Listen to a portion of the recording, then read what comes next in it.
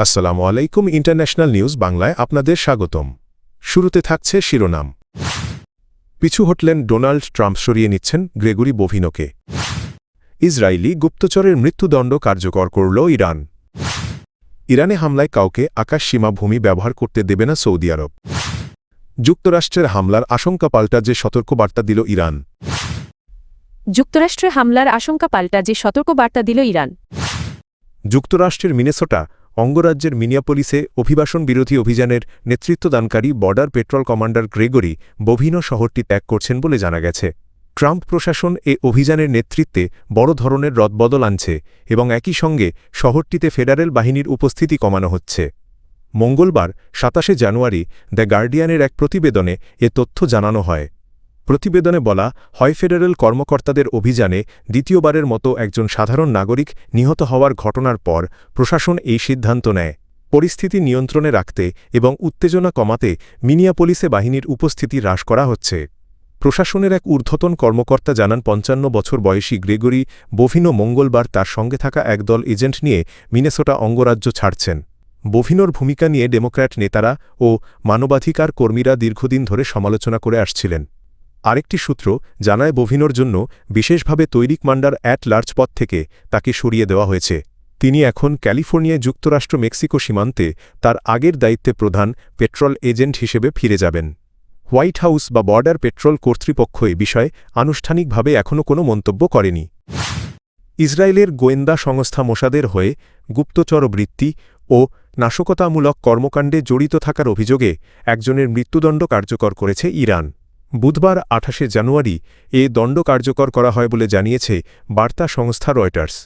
ইরানের কর্তৃপক্ষ দাবি করেছে, দণ্ডপ্রাপ্ত ব্যক্তি দেশের জাতীয় নিরাপত্তা ক্ষুণ্ণ করার পাশাপাশি ইসরায়েলি গোয়েন্দা সংস্থাকে গুরুত্বপূর্ণ ও সংবেদনশীল তথ্য সরবরাহ করছিলেন।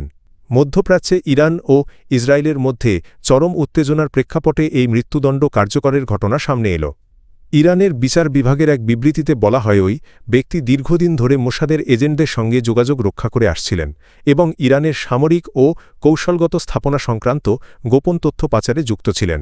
এছাড়া দেশের অভ্যন্তরে বিশৃঙ্খলা সৃষ্টির চেষ্টা এবং গুরুত্বপূর্ণ ব্যক্তিদের লক্ষ্যবস্তু করার ষড়যন্ত্রেও তার সংশ্লিষ্টতা ছিল বলে দাবি করা হয়। তবে নিরাপত্তাজনিত কারণে দণ্ডপ্রাপ্ত ব্যক্তির পরিচয় এবং মৃত্যুদণ্ড কার্যকরের সুনির্দিষ্ট স্থান প্রকাশ করা হয়নি। ইরান অতীতেও ইসরায়েলের হয়ে গুপ্তচর বৃত্তির অভিযোগে একাধিক ব্যক্তির বিরুদ্ধে কঠোর শাস্তিমূলক ব্যবস্থা গ্রহণ করেছে। সাম্প্রতিক এই ঘটনা তেহরান ও তেল আবিবের মধ্যকার উত্তেজনাকে আরও বাড়াতে পারে বলে বিশ্লেষকদের ধারণা। মধ্যপ্রাচ্যে ক্রমবর্ধমান উত্তেজনার প্রেক্ষাপটে ইরানের প্রেসিডেন্ট মাসুদ পেজেশকিয়ান ও সৌদি আরবের ক্রাউন প্রিন্স মোহাম্মদ বিন সালমানের মধ্যে একটি গুরুত্বপূর্ণ ফোনালাপ অনুষ্ঠিত হয়েছে। মঙ্গলবার ২৭ জানুয়ারি এই ফোনালাপে আঞ্চলিক পরিস্থিতির দ্বিপাক্ষিক সম্পর্ক এবং উত্তেজনা প্রশমনের উপায় নিয়ে আলোচনা হয় বলে জানিয়েছে বার্তা সংস্থা রয়টার্স।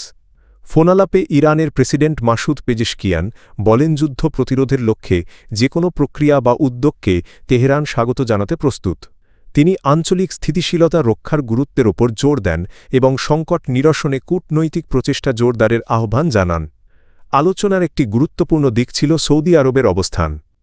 ক্রাউন প্রিন্স মোহাম্মদ বিন সালমান ইরানকে আশ্বস্ত করেন যে ইরানের বিরুদ্ধে কোনো সম্ভাব্য সামরিক হামলার জন্য সৌদি আরব তার ভূমি বা আকাশসীমা কোনো পক্ষকেই ব্যবহার করতে দেবে না। বিশ্লেষকদের মতে সৌদি আরবের এই অবস্থান মধ্যপ্রাচ্যের ভূ-রাজনীতিতে একটি তাৎপর্যপূর্ণ পরিবর্তনের ইঙ্গিত দেয়। দীর্ঘদিনের বৈরিতার পর রিয়াদ ও তেহরানের মধ্যে সম্পর্ক পুনর্গঠনের প্রেক্ষাপটে এই বক্তব্য আঞ্চলিক উত্তেজনা কমাতে ইতিবাচক ভূমিকা রাখতে পারে। মধ্যপ্রাচ্যে নতুন করে উত্তেজনা বাড়ার আশঙ্কার মধ্যে আঞ্চলিক অস্থিতিশীলতা নিয়ে সতর্ক করেছে ইরান। দেশটির প্রেসিডেন্ট মাসুদ পেজেশকিয়ান বলেছেন, এই অঞ্চলে অশান্তি ছড়িয়ে পড়লে তা কোনো দেশেরই উপকারে আসবে না। একই সঙ্গে যুক্তরাষ্ট্রের সাম্প্রতিক হুমকিকে তিনি আঞ্চলিক নিরাপত্তার জন্য ঝুঁকিপূর্ণ বলে উল্লেখ করেছেন।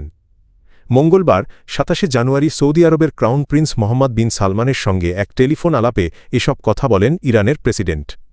বার্তা সংস্থা সূত্রে জানা গেছে, ফোনালাপে আঞ্চলিক পরিস্থিতি, নিরাপত্তা ও দ্বিপাক্ষিক সম্পর্ক নিয়ে আলোচনা হয়। পেজেশকিয়ান বলেন, ইরানের বিরুদ্ধে চাপ ও হুমকির নীতি গ্রহণ করলে তার ফল হবে শুধু অস্থিরতা। এ ধরনের পদক্ষেপ আঞ্চলিক শান্তি নষ্ট করবে, কিন্তু কোনো সমস্যার টেকসই সমাধান দেবে না।